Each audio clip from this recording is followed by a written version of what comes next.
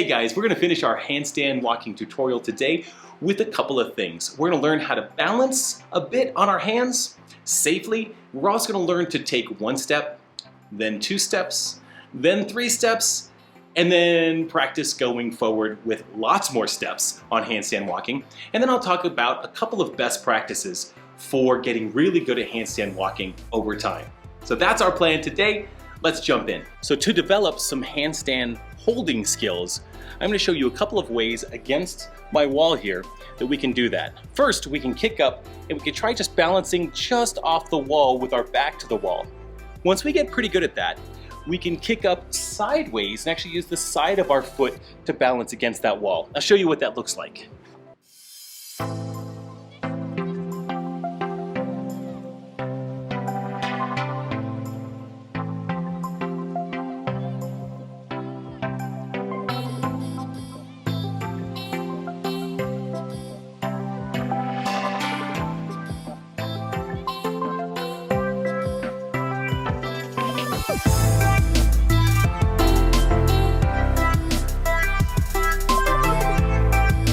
With both of those drills, notice that I'm using one foot to help me balance. You know, at first you're going to take 2 feet against the wall, then you're going to peel one foot off the wall and start to feel that balance just a little bit.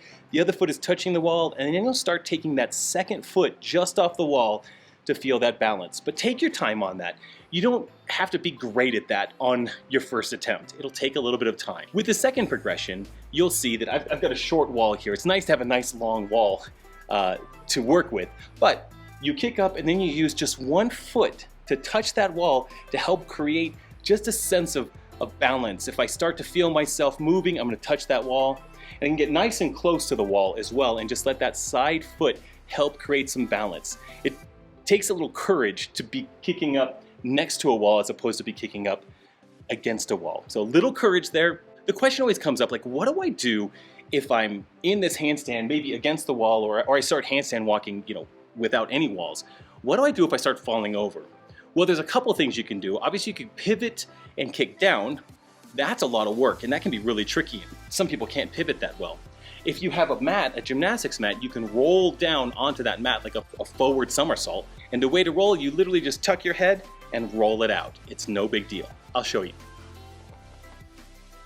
The funny thing about the rollout for me is it actually makes me feel a little bit dizzy, a little bit sick. So that's why I normally pivot and just step over. So that's what we can do in the event that we actually do start to fall over. Pivot, step down, or just roll it out. No big deal. Do it one time, your body will figure it out. Now, the next progression is how to start stepping. So what I want to do is I want to kick up to a handstand, because we've practiced that a lot so far. I want to kick up to a handstand about a foot, maybe 18 inches away from the wall, and take one step with each hand and touch the wall. And that's it. Simple enough. As I get good at that, I can start kicking up 2 or 3 feet from the wall and start walking toward that wall, literally letting the wall be the target that I'm walking towards. You take one step, boom, I'm at the wall. Get good at that a few times, then take 2 steps to the wall, then 3 steps to the wall. So I'll show you what that looks like.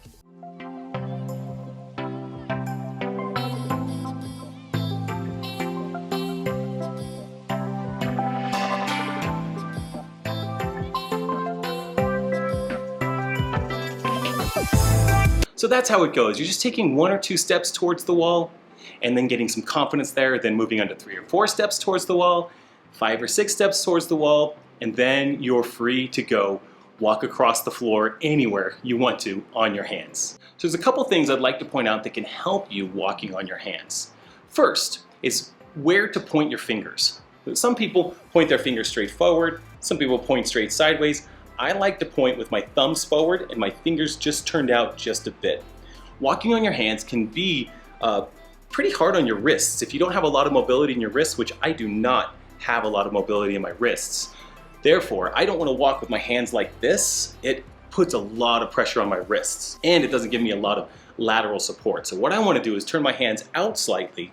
Then I can walk like this on my hands and have it be a little less traumatic on my wrists, while at the same time helping me balance as I walk. And I do the same thing when I'm doing just a handstand hold. Hands are turned out just slightly. Same thing for handstand push-ups. This is my standard position. Similar to when I do, air squats, I have my toes turned out just slightly. So that's what I'm doing with my hands. Slightly turned out, Not too far, not straight up. About 45 degrees right there. Another tip that I like to suggest for handstand walking is to keep your chin in a fairly neutral position. So a lot of people want to look straight at the ground while they're doing handstand walks. Their head is way up. Therefore, their heels are falling over. Their back is really arched.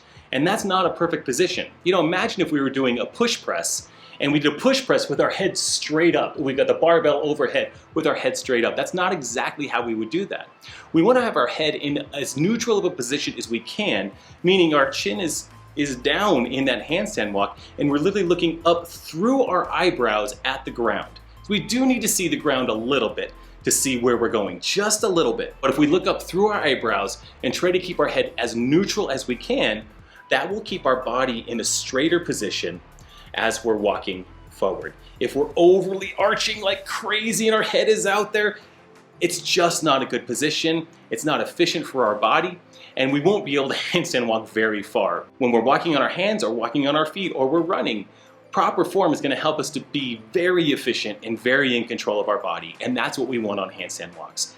Head is neutral, hands slightly turned out, body is tight, legs are straight, feet are together, toes are pointed. Having all of that in line will help us efficiently walk on our hands. So how do we practice this at home? First, I would suggest practicing kicking up against the wall, having one heel on and off the wall in a Tabata session. So 20 seconds in that handstand, just balancing, 10 seconds of rest. 20 seconds just trying to balance, 10 seconds of rest. Doing that for 4 minutes total. And doing that maybe a few times a week to just develop the skill set to balance on our hands and get familiar with what gravity feels like and how it's pulling us. Next, I would try a Tabata sideways against the wall. It's a little bit different feel. It'll feel like you're a little bit more exposed, a little more dangerous. But if you've got yourself fairly balanced kicking up against the wall, doing the Tabata with your feet sideways or you're perpendicular to the wall, you'll start to develop some comfort level there. And again, you're working on balance and training your brain to understand what it feels like to be upside down. And you're upside down quite a bit if you were to do that for a Tabata. 20 seconds of work, 10 seconds of rest for 8 rounds, a total of 4 minutes. Next, I would move on to 5 to 10 sets of 1 to 2 step walks to the wall. Practice that 5 to 10 times before or after every workout that you do. It just gives you a lot of practice. That's what you're gonna need. And as you start to get the confidence of taking 1 or 2 steps and then getting to the wall, start to move yourself further and further and further away. You don't have to overdo this. You don't have to practice this for 45 minutes a day. Doing something like this 3 to 4 minutes a day as part of your warm-up or part of your cool-down, just to practice this, will help you develop this skill over time. I've seen dozens and dozens of people just practice a little bit every day on their hands, and their brain starts to put this all together. Balancing, walking, confidence, learning how to drop down, all of those things sort of come together. And then all of a sudden you can walk on your hands. Then you're just trying to get really fast and really strong at it. If you would like to ask me any questions about handstands, please feel free to leave a comment in the notes below. I'm happy to talk further about this. Once you get handstand walking, how do you build a capacity to walk 200 feet on your hands, 300 feet on your hands? Happy to talk about that, but right now, let's get 1-2 steps going every day, just as soon as we can. And I can't wait to see how you do on your handstand walking. Be sure to let me know how this goes for you.